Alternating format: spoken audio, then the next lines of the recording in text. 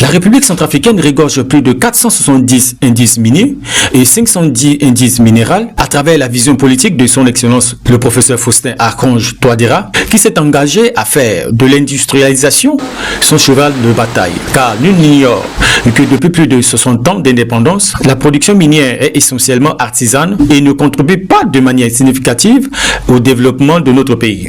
Le gouvernement, à travers son ministère chargé des mines et de la géologie, que dirige Rufin Bénin Beltoungou, est engagé à attirer assez d'investisseurs crédibles en leur créant des conditions favorables d'investissement pour booster le développement de la République centrafricaine par l'intensification de la recherche en vue d'une exploitation industrielle des ressources minières du pays. C'est dans cette optique que l'État centrafricain a octroyé à ce jour 5 permis d'exploitation industrielle de petites mines dans la région de l'Équateur.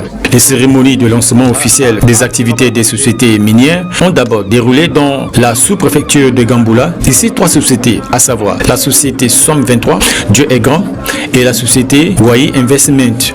Dans leurs études de faisabilité, ont mis en évidence chacune une réserve qui permettra de produire entre 50 et 60 kg d'or brut chaque mois, soit près de 2 tonnes d'or par année pendant au moins 10 ans.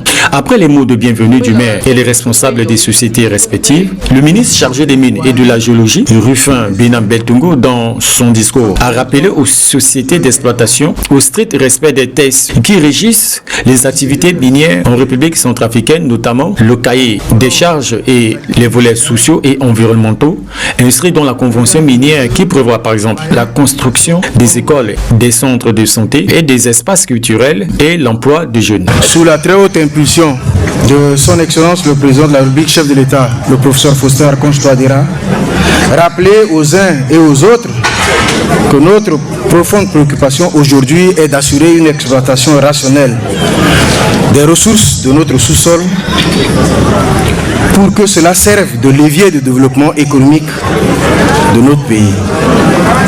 Cette volonté politique est née d'un constat amer que peut faire tout observateur qui arrive pour la première fois dans une zone minière. L'écart alarmant entre les ressources produites et le niveau de vie de la population qui y vit. Les ressources minières doivent profiter premièrement à la population.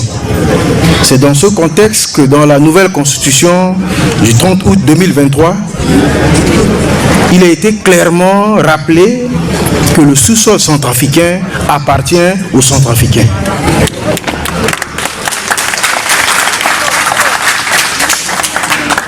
L'exploitation de ces ressources doit premièrement contribuer à l'amélioration de leurs conditions de vie.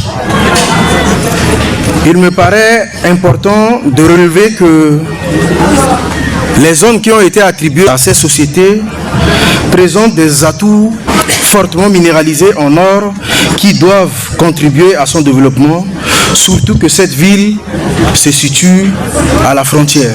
Je voudrais vous rappeler que pour vous permettre de tirer profit pleinement des retombées de ce projet, vous devrez assurer sans faille la sécurité du personnel et du matériel de ces sociétés.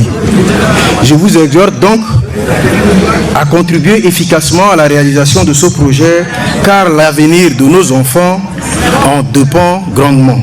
Je voudrais rassurer toutes ces sociétés que le gouvernement ne ménagera aucun effort pour assurer la sécurité de leur site, de leur personnel et favoriser les conditions de la réalisation de leur projet. Car la République centrafricaine a besoin de profiter pleinement de ses ressources.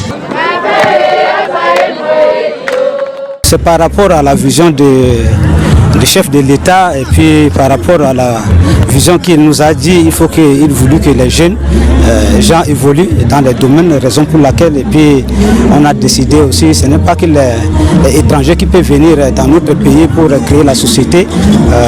Il nous a dit aussi par rapport à ces initiatives, on a décidé pour créer la petite mine.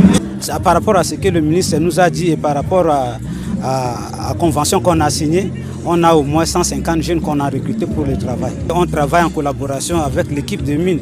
Donc on a cahier de charges aussi qui nous a donné avec les productions enregistrées à chaque moment pendant les périodes de lavage. Il est à noter que la pose de la première pierre de la construction du collège de Gamboula, dont 4 nouveaux bâtiments supplémentaires avec résidence du proviseur, financés entièrement par les sociétés comme il est mentionné dans leur cahier de charges.